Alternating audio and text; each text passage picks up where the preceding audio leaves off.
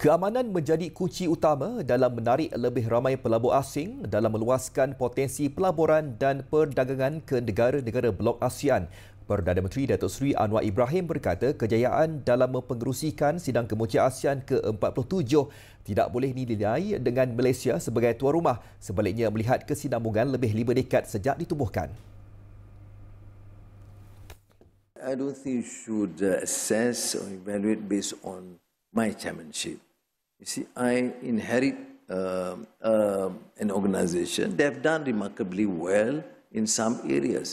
We're not starting this year. What is very critical to my mind in any regional body to secure peace. And you know now, ASEAN is going to be one of the most peaceful regions in the world. Datuk Seri Anwar berkata demikian pada sidang media selepas sidang kemuncak ASEAN ke-47 dan sidang kemuncak berkaitan di Kuala Lumpur petang tadi. Pada tahun ini turut menyaksikan detik bersejarah buat ASEAN apabila blok serantau itu berkembang buat kali pertama dalam tempoh 26 tahun dengan kemasukan rasmi Timor Leste sebagai anggota penuh menerusi pemeteraian Deklarasi Kemasukan Timor Leste ke dalam ASEAN yang berlangsung di Kuala Lumpur. Datuk Seri Anwar turut memuji barisan jemaah menteri khususnya Kementerian Luar Negeri yang telah membanting tulang dalam menjayakan proses keahlian penuh Timor Leste dapat dilaksanakan tahun ini.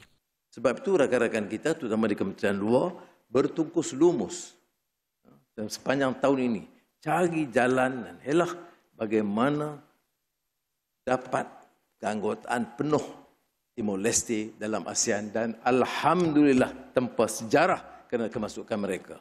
Sejarah pelbagai dimensi turut tercipta di ibu negara dengan termeterainya Perjanjian Damai KL antara Kemboja dan Thailand serta lawatan sulung Presiden Amerika Syarikat Donald Trump ke Malaysia sempena sidang kemuncak ASEAN ke-47 dan sidang kemuncak berkaitan. Perjanjian yang ditandatangani antara Thailand dan Kemboja di luar sidang rasmi itu merupakan langkah penting ke arah memupuk keamanan antara dua negara jiran Asia Tenggara berkenaan dengan Trump memuji peranan penting Datuk Seri Anwar Ibrahim dalam memudah cara perjanjian damai itu.